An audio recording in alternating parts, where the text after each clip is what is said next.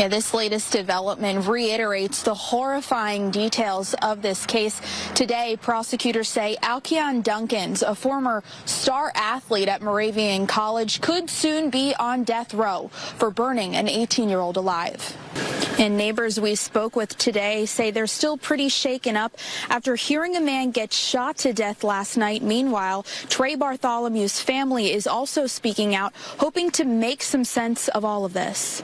Will, it was a packed house here at Our Town Alley in East Norton just 24 hours ago when shots rang out and people were sent running for cover. Now police are searching for a 17-year-old believed to be responsible. They say he is armed and dangerous. Rob, Whitehall Township Police say 2 people were shot here in the parking lot of Walmart and were taken to the hospital. Chief Marks tells me they are in the beginning stages of this investigation and that now state police have become involved. Information is still limited at this time, but what we did learn today is that the DA's office will be investigating this as a homicide. We also know that of the 2 victims, 1 woman died a short time after at the hospital after the shooting took place. Several hours later, and the scene is now completely clear of police and first responders, but the investigation continues into what went down here at this home and in this basement. 27-year-old Ryan Shirey died here today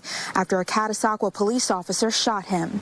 Yeah, St. Luke's is celebrating 100,000 people vaccinated over the last 10 weeks and across its 11 sites. If only it had the supply it needs to reach their next milestone in a timely fashion. Hey guys, in a matter of just a few hours, crews have managed to get this building most of the way leveled. They say they plan to be here until the end of the day for that work to be completed. This is my trusted Jeep. As you can see, completely crusted over in a sheet of ice. I haven't even tried to peel up my windshield wiper yet, but as you can see, nothing but ice. Now, we pulled in here around 1 o'clock this afternoon when the snow was starting to shift over to more of that light rain and sleet, and now this is what's become of it over the last several hours. I managed to escape the live snow coverage earlier this afternoon, but I guess this is what I get. Snow on Super Bowl Sunday. Many are thinking, can we just get a timeout already? Others are really enjoying it. But if Mother Nature has plans for a field goal with more snow on the way, I say we ice the kicker.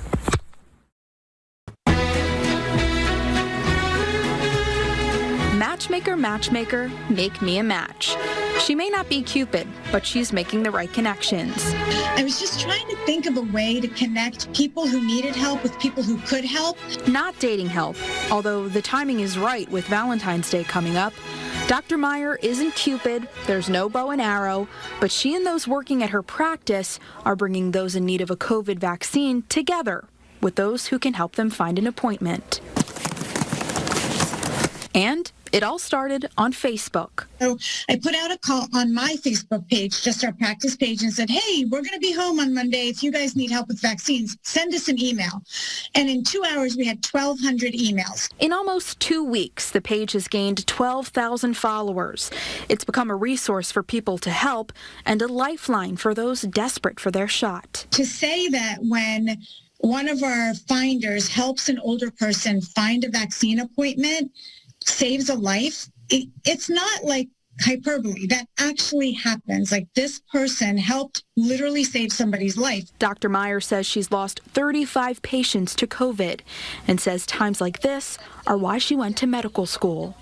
It's so inspiring and awesome when a complete stranger, maybe 5 hours away from somebody, helps this older person secure an appointment. It's just awesome. She says the focus now is on connecting more vulnerable populations first. Let's help the people who really need it, the elderly, the very sick, the immune compromised, and the rest of us can just take a breath for a minute. If you have some intel that might help, Dr. Meyer and her followers say they could use the help. The gratification goes right to your heart. Holly Harrar, 69 News. The Lehigh County District Attorney is investigating Friday night's shooting in the parking lot of Walmart on MacArthur Road as a homicide. Police were called there around 7 o'clock and found 2 people suffering gunshot wounds near a parked car with the engine still running. One of those victims, a woman, died at the hospital. The other is still getting treatment. As I'm walking in, I hear, like boom, boom. I thought it was like a car exhaust or something. People were making their normal Friday night grocery store run when the shooting happened. Scott Dias and his family were just pulling into the parking lot when police cars came rushing toward the store. And as we were parking, one of the female police officers asked us if we heard any gunshots, and we said we just got here, and then the ambulance and stuff showed up. People were still able to shop inside. Kusai Muhaisen is opening a business near there soon and had to come to Walmart for some supplies. I'm getting married in about a year, and I'm planning on moving here. So, having my, future wife and family, raising a family over here makes me think twice of, whether I should come out here or not.